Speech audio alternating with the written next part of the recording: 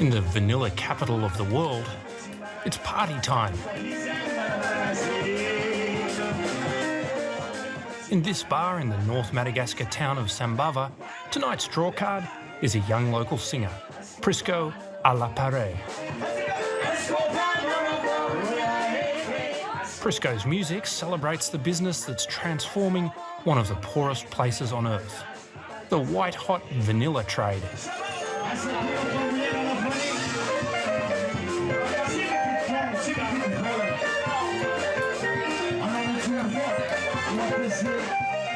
In the crowd are some of the people riding the vanilla boom, like sought-after local tour guide Yokno, and tables full of vanilla hustlers. They're middlemen who trade the crop in the streets of Sambava. They call themselves Us Kova. This song's about them.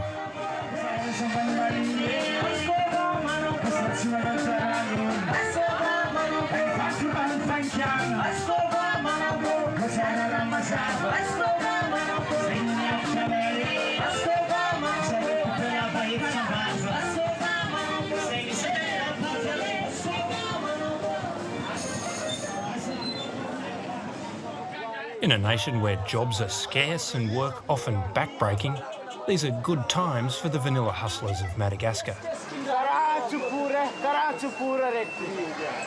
Strong demand and short supply has sent prices through the roof. Just a few years ago, 1 kilogram of processed vanilla was worth $80. Now it's $800. That's more expensive than silver. A savvy hustler can make a fortune just by taking a cut of each deal, a vanilla slice. Yokno, the tour guide, is showing me around Vanilla City. There's so much at stake here, our attention makes some of the traders nervous.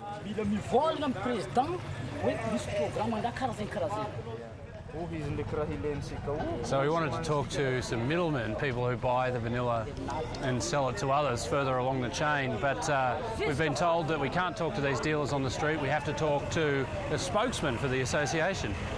So we're just trying to do that now. Permission granted. Can you show us the vanilla that he's trading? Catch. Right now there is none of the best quality. Right. But he's just showing us the catch. So that's the lowest quality of the vanilla is called catch. Catch. Yeah. But I mean It's pretty good. wow. That's better. You can tell it's better. The problem long. is, yeah, it's not yet dry enough. Right. It's still humid. So Yeah. you also need to do another process.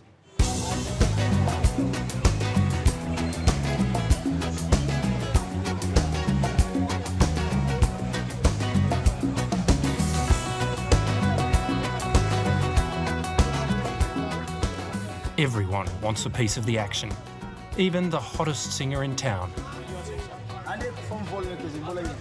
For Prisco, it's pretty much the only way to make his music dreams possible.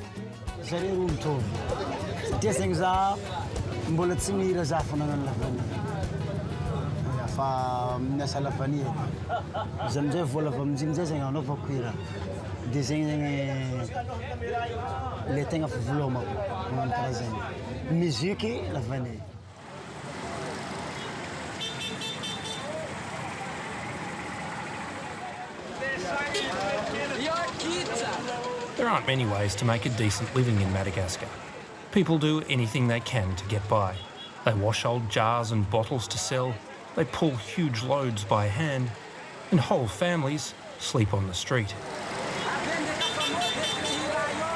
But the vanilla boom means that finally some serious cash is being earned and spent. It's crazy busy. Is it always like this? Yeah. It's exactly because the vanilla, people have lots of money and they buy more tuk-tuk and they buy more taxi bus and then they were working on it. It's amazing. Like, it feels like market day, but this is every day. Yeah. It's always like a market day.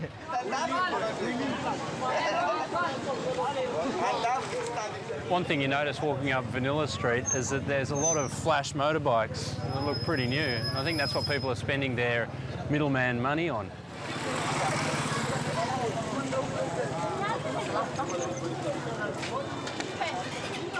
It seems to me that the street hustlers, they are not saving their money, they are spending it now.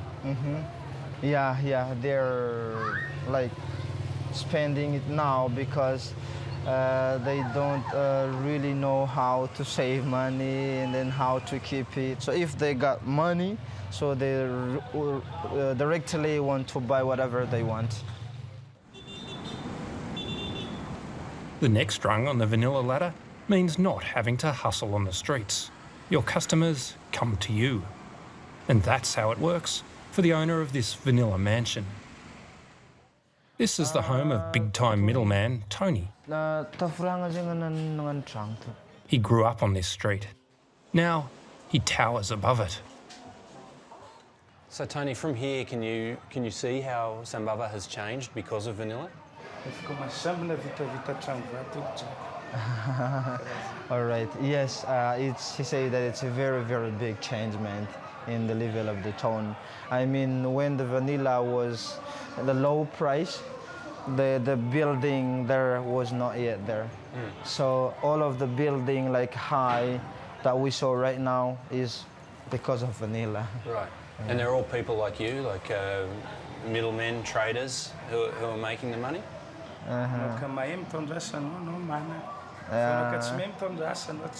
It depends on your behavior, depends on your skill, how to work and how to manage your money. With an appetite for life and for business, Tony's street hustling days are over. And these days, it's the help who take care of his prized possessions.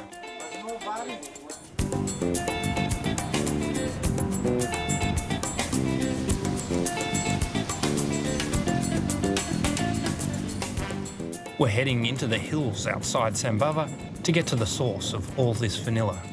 Desperately poor, rough-hewn huts with no mains electricity, running water or sewerage, but incredibly beautiful.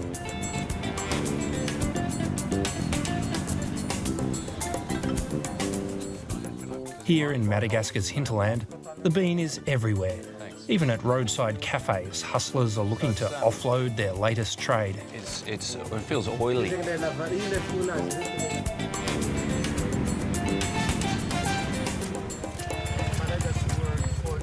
Yokno's invited us to his village to meet some vanilla farmers.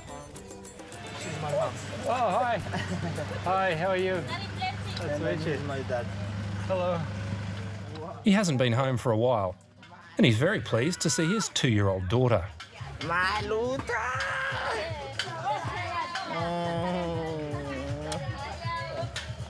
So she's my little Hannah. Bonjour, Hannah. Ça va? Life in this river village is slow. Yokno's relatives make money selling lychees to bus passengers for a few cents a time.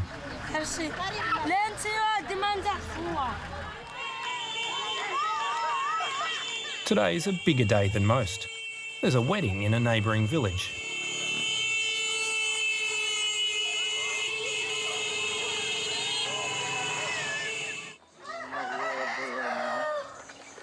Yokno's a striver.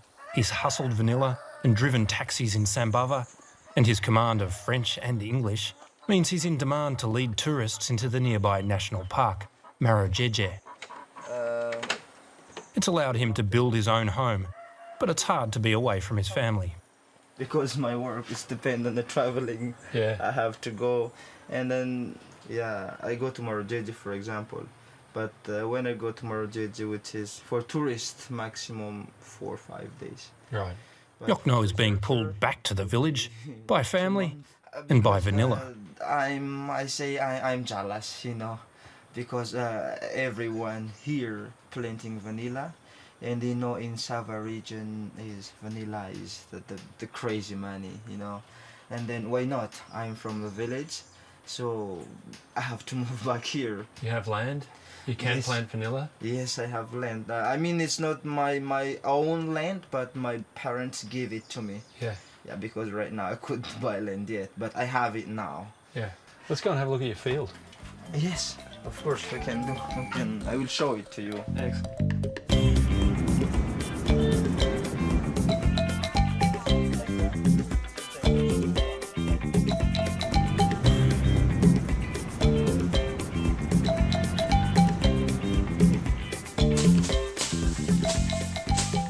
Growing vanilla is a blend of hard graft and the lightest of touches.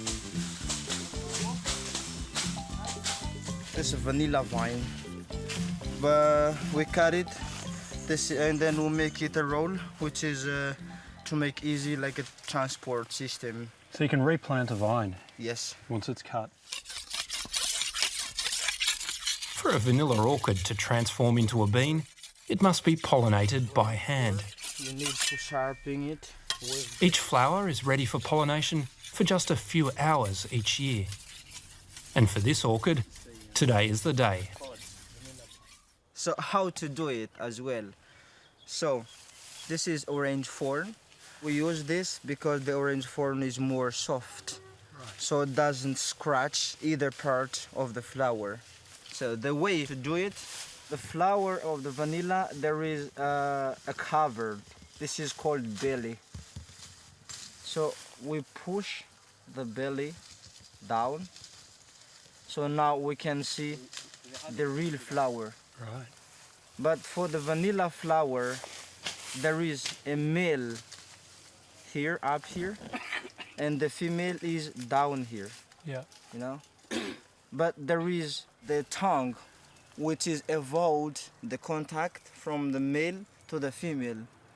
That's why it has to be a hand pollinating, hand being. The vanilla orchid originally comes from Mexico, where it's pollinated by a native bee. The green one is the vanilla pod, Yeah. you know? The farmer's technique was invented by a 12-year-old slave boy, Edmund Albius, in the 1840s, and is still being used today.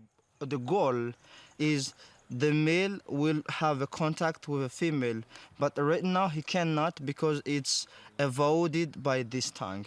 So what I do is I push this tongue up and then I press softly the male to the female. So now it's done. With this flower, you only have one day to do it, right? Only one day. Only today. Only one day and only today. And the best way to pollinate is morning before 12 o'clock. After 12 o'clock, the flowers start to be sad, which is not really good. Yeah. Not as sad as the farmer who doesn't pollinate it, though, in time. Yeah. It'll take 4 years for Yokno's vanilla vines to start producing pods. When they're ready, he'll want to skip the hustlers and sell directly to a place like this.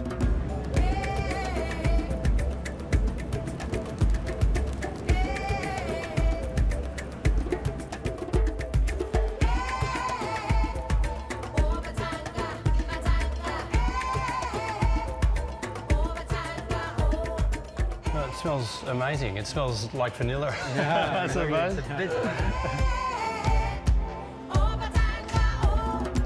Now you are in the warehouse, second step, and we are now measuring the vanilla. Johan Lejeune works alongside Daniel Goltran, who owns this export business with his wife, the third generation of her family to grow vanilla.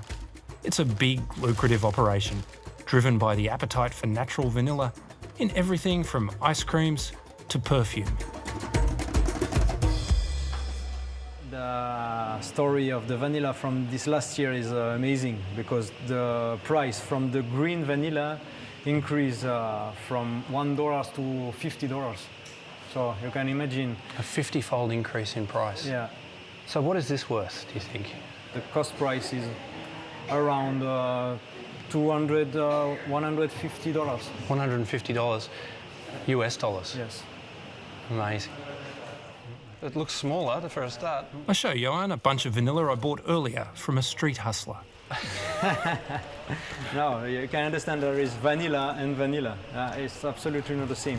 This vanilla is just looks like green vanilla, green beans, but it's not dry. If you want to get good products, this takes around 4, 5, 6 months preparation. This is only 1 week. They just put in the water to get the brown color and then dry it for 2 days under the sun. And that's it. This needs around 3 months drying.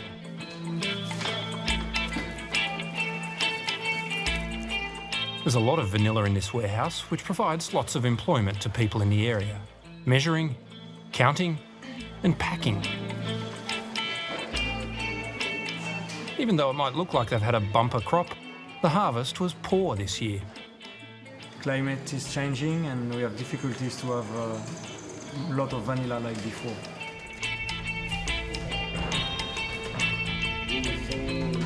Demand for good vanilla keeps growing, which is driving the prices up for everyone, from exporter to the consumer.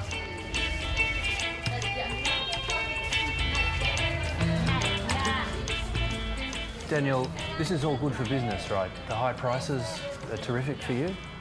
C'est pas bien parce que nous, en fait, on travaille avec notre argent. Donc au lieu de grandir comme les prix augmentent chaque année, on fait chaque année toujours les mêmes quantités en fait. Il faut toujours plus d'argent pour faire toujours les mêmes quantités quasiment. C'est un peu un coup de poker. On investit, on achète et on ne sait pas combien voudra la vanille. Even so, times are good, and they can see the benefits for local people. On a vu des paysans qui sont achetés des panneaux solaires, des voitures, construire des maisons en dur. Toutes ces choses-là qu'ils n'auraient jamais fait si les prix n'avaient pas augmenté en fait. Yeah, people here can win the salary of their whole life in 1 year. Most of all the farmers are like that. Yeah. In 1 year they bought for 50 years of working. Présent. Présent. There's a lot of money at stake for this business. Their workers are under constant surveillance throughout the day. When it's time to pack up, there's a roll call. And every worker is checked to make sure they haven't pocketed any beans.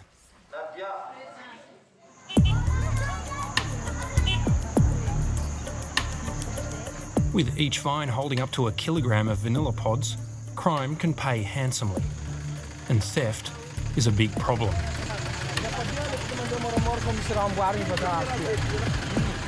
Police stations are often few and far between, so villagers organise their own protection with roadblocks like this.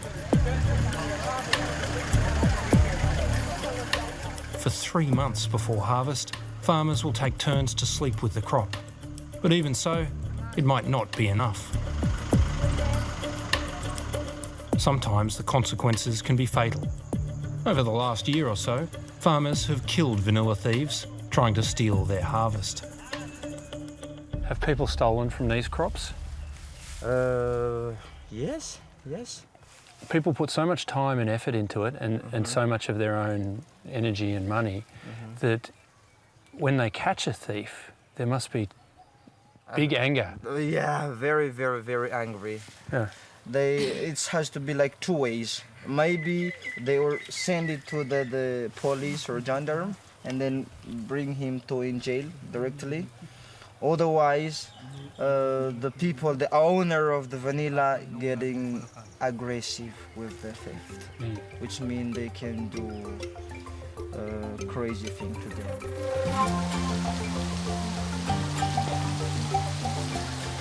Theft is such an issue, farmers often pick their crop early to beat the thieves, before the vanilla has matured. It means a lot of the vanilla that hits the market isn't export quality, another reason why prices of the best beans are soaring.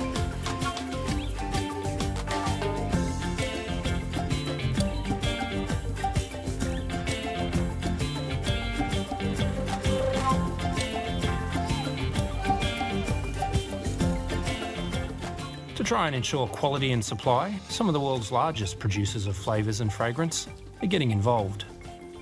They approve all the members and... Workers from multinational manufacturer Simrise are trying to convince farmers not to harvest too early.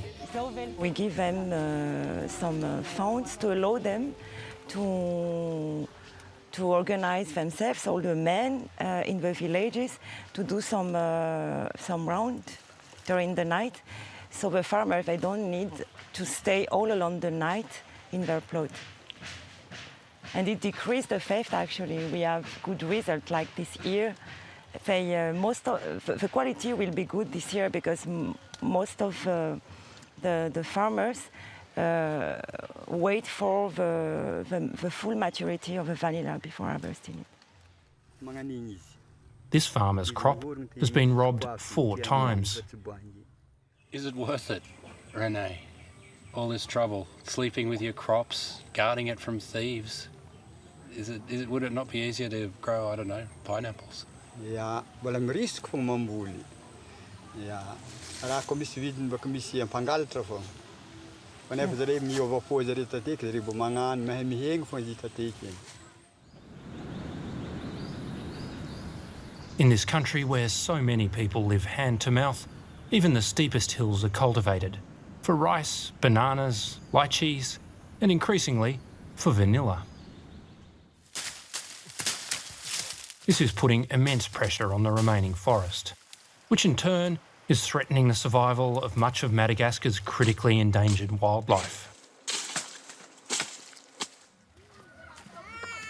There are still some untouched parts of Madagascar, but you have to make a real effort to go and see them, which is why we're taking a 2-day trek up there into the Madagascar National Park, where hopefully we'll see one of the other things that Madagascar is most famous for, apart from vanilla, and that's the lemur. About 90% of Madagascar's reptiles, plants and mammals exist nowhere else on Earth. Much of that biodiversity is at risk. Lemurs are among the most endangered primate group in the world, largely due to habitat loss.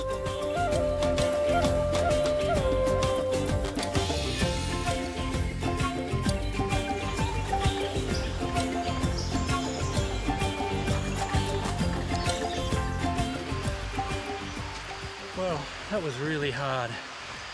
We came up 700 metres over 5 hours, about 12 kilometres. It's extremely beautiful here, but after that, I really hope we find some lemurs.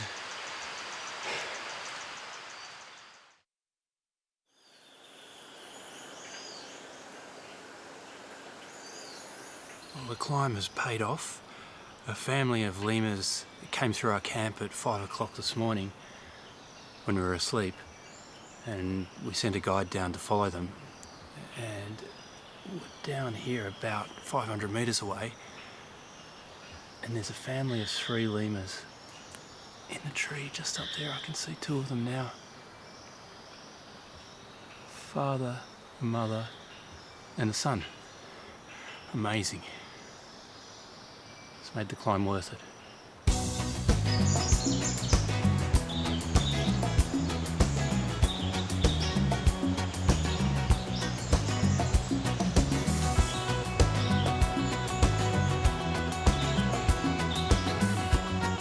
We're looking at silky safakas. They're one of the rarest mammals in the world. There are now believed to be fewer than 250 in the wild. This is the only place on Earth you'll see them. They cling precariously to the last remaining patch of forest in the heart of vanilla country. Along the way, we're also lucky enough to see bamboo lemurs and white-headed lemurs. Internationally and locally, a lot of work is being done to try and secure the best future for Madagascar's people and its rare plants and animals. But it's hard to make people care when life is so tough and vanilla prices are riding so high.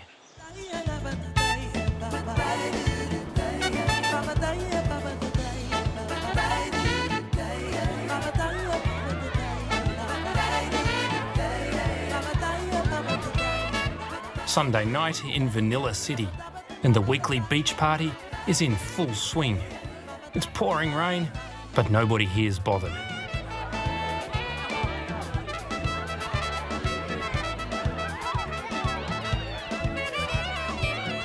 For the moment, they've got money in their pockets. But the vanilla price has soared and crashed before, and it will happen again. When supply inevitably catches up with demand, a lot of the people riding the boom will be in trouble. But that's tomorrow's problem.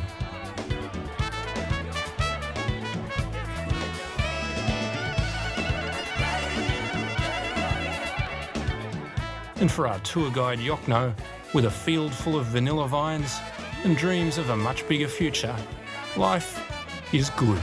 Yeah, because tour guide is not too bad, but vanilla is the best. No income better than vanilla in Madagascar, and I think in the world.